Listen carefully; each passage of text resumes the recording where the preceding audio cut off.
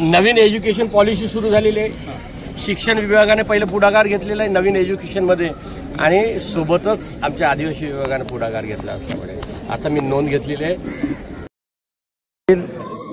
राघोजी भांगरे यांचा इतिहास कुठल्या तरी पुस्तकामध्ये आला पाहिजे, त्या विद्यार्थ्यांना वाचण्याची वेळ आली पाहिजे।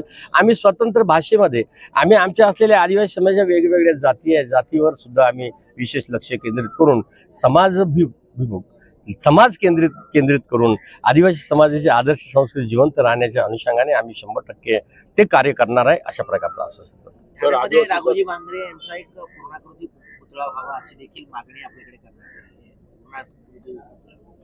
आदिवासी समाजाचे इतिहास आणि स्मरण सातत्याने निर्मित व्हावं म्हणून येणाऱ्या काळामध्ये भविष्यात शासन आणि प्रशासनाला पुतळा बसवण्याची मागणी करण्यासाठी मी पुढाकार घेणार आहे।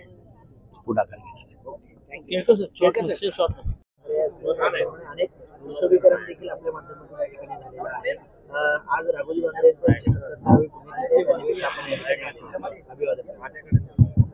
आज दरवर्षीप्रमाणे आम्ही अभिवादन करण्याकरता आलोय आणि राघोजी भांगरे हे 140 कोटी जनतेचे प्रेरणास्थान होते।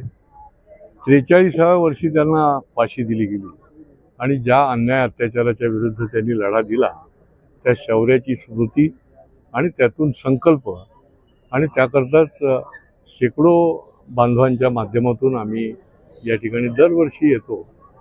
ही जेल जी आहे ते पूर्वी किल्ला होता, त्याच्यानंतर त्याचं जेलमध्ये रूपांतर झालं, पण या जेलचा इतिहास फार मोठा आहे आणि हे जेल जे आहे हे क्रांतिकारकाचा इतिहास बोलतं आणि राघोजी भांगरेंना देखील 1848 साली याच ठिकाणी फाशी देण्यात आली आणि त्याच्यामुळे या इतिहासाचं देखील रेखाटन या जेलच्या परिसरामध्ये काम चालू आहे। ते देखील पुढच्या काळामध्ये लोकांना ज्याला म्हणता येईल सगळ्यांकरताच ते उपलब्ध राहणार आहे, त्याची वेगळ्या दरवाज्यातून आणि या माध्यमातून ही स्मृती जपण्याचा आमचा प्रयत्न आहे। कारण ठाणे हे ऐतिहासिक शहर आहे, इथे ज्या ज्या घटना घडलेल्या आहेत त्या जपल्या पाहिजेत, पुढच्या पिढ्यांना त्या कळल्या पाहिजेत आणि त्याच्यामधलीच ही एक ऐतिहासिक अशी घटना आहे आणि त्याच्यामुळे तो इतिहास देखील जपण्याचा आमचा हा प्रयत्न आहे।